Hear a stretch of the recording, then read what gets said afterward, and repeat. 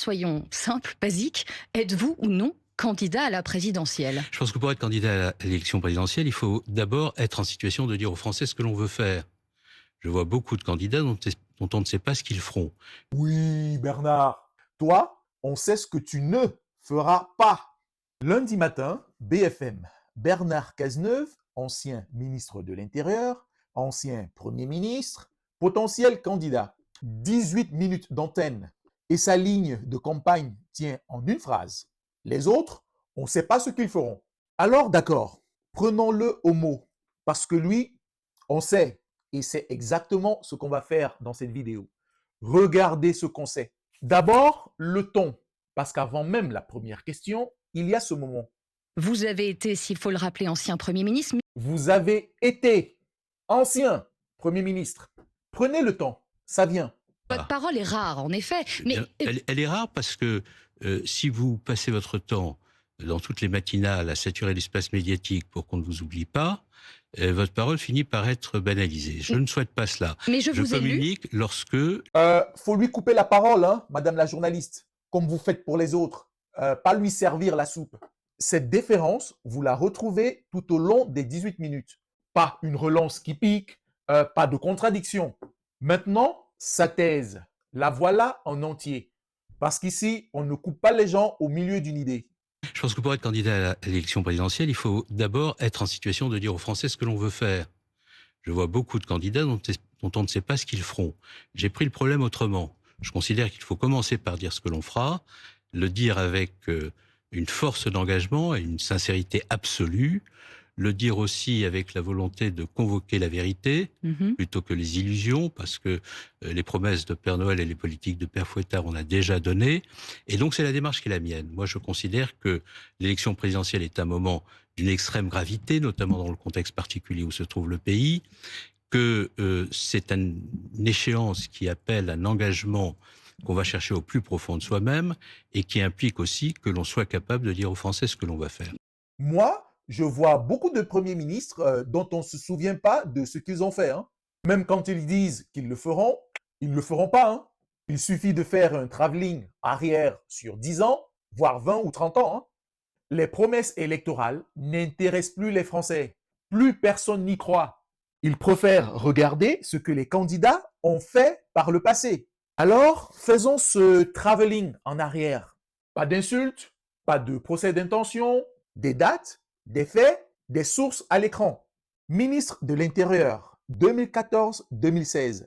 Premier ministre, décembre 2016, mai 2017. 26 octobre 2014, Sivens, mort de Rémi Fraise, 21 ans, tué par une grenade offensive lors d'une opération de gendarmerie. 2016, répression du mouvement contre la loi Travail.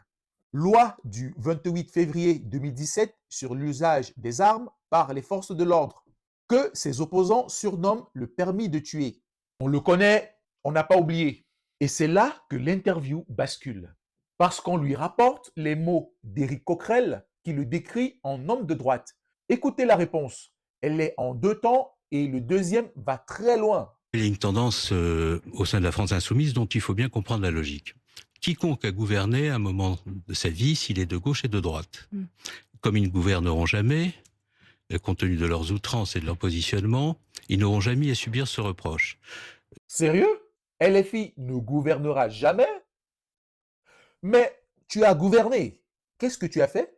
Compte tenu de ce que sont ces positions et compte tenu du rejet qu'elles suscitent chez tous ceux qui ne se reconnaissent pas dans leur thèse et qui sont quand même très majoritaires, je ne pense pas que cette formation politique soit en situation de gouverner.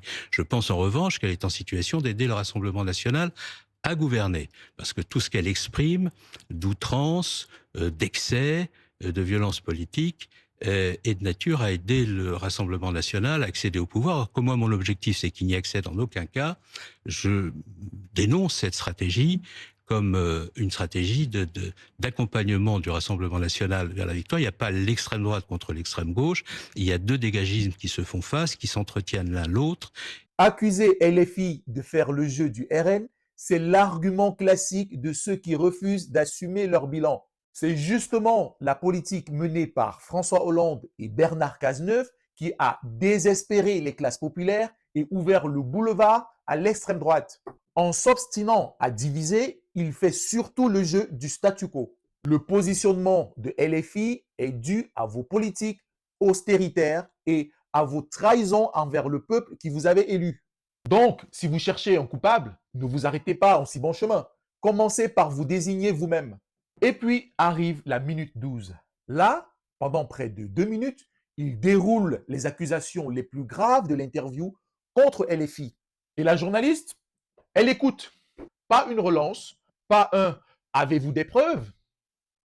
Alors moi, je vais faire ce qu'elle n'a pas fait. Je diffuse tout, je ne coupe rien, on ne va pas me reprocher de charcuter comme les autres. Mais à chaque accusation, je réponds. Et je réponds avec la seule chose qu'il n'a pas apporté, des faits. Moi, je n'ai pas de leçon à recevoir d'une organisation politique qui a instauré dans le pays un antisémitisme d'ambiance, un communautarisme de circonstances. Et quand on Antisémitisme d'ambiance, c'est une accusation, pas une condamnation. Aucune juridiction n'a jamais établi ça. Quand on voit ce qui s'est passé ce week-end, notamment avec le concert de Barbara Bush, et qui considère que empêcher ceux qui ne pensent pas comme lui de s'exprimer, à l'instar de ce qui s'est passé à Grenoble, qui est une véritable honte, des parlementaires qui ont été à l'origine de la constitution de ce que l'on pourrait appeler quasiment des milices, dont on a vu ce dont elles sont capables. Je pense à la Jeune Garde. Si maintenant la gauche consiste à considérer qu'on peut tuer ses adversaires en organisant des groupes violents... Tuer ses adversaires. Écoutez bien ce qu'il vient de faire. Il transforme un désaccord politique en accusation de meurtre. Ce que tu appelles violence politique, Bernard, c'est juste la politique. Et si tu ne veux pas de conflit dans le débat, tu ne veux pas de débat. Inversion de la norme. S'il existe des antifascistes, c'est parce qu'il y a des fascistes. Et lui, dans toute sa tirade, pas un mot sur le RN. Pas un. Voilà, 2 minutes d'accusation. 0 question en face, hein? Et 0 preuve. Sur ce plateau, personne ne lui a demandé de compte. 10 minutes sur LFI et pas une seule sur le programme des autres. Bravo pour l'équilibre. Hein? Répondre point par point quand personne d'autre ne le fait, c'est exactement le travail de cette chaîne. Abonnez-vous si vous voulez que ça continue et Tipeee est en description. Un café à 3 € finance littéralement le prochain décryptage. Avant d'aller au fond, une chose, et elle vaut aussi pour notre camp. Le démonter à coups d'insultes et d'attaques personnelles, ça ne grandit personne et ça ne convainc aucun indécis. Alors, on va faire ce que la matinale n'a pas fait, répondre sur le fond.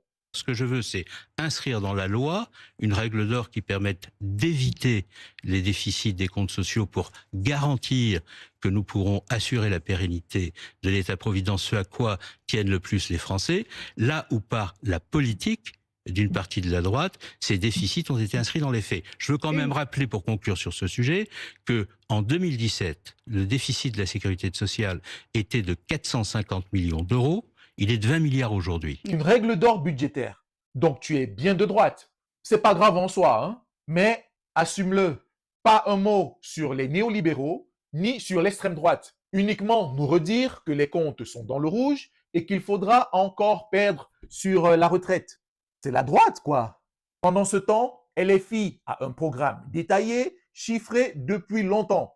Il est en train d'être actualisé. Aucune autre formation est aussi bien préparée. Merci beaucoup Bernard Cazeneuve. Et vous reviendrez donc sur BFM TV pour nous dire si vous êtes ou pas candidat à la présidentielle. Aussi souvent que vous m'inviterez. Merci infiniment. 18 minutes pour apprendre qu'il reviendra nous dire s'il est candidat. Moi, je préfère voter pour une chaise. Mais bon, si Cazeneuve dit que LFI ne gouvernera jamais, alors votons Mélenchon. Dites-moi en commentaire la question que vous auriez posée sur ce bilan. Un partage en ces temps de campagne, ça change tout. C'est vous qui décidez ce qui circule.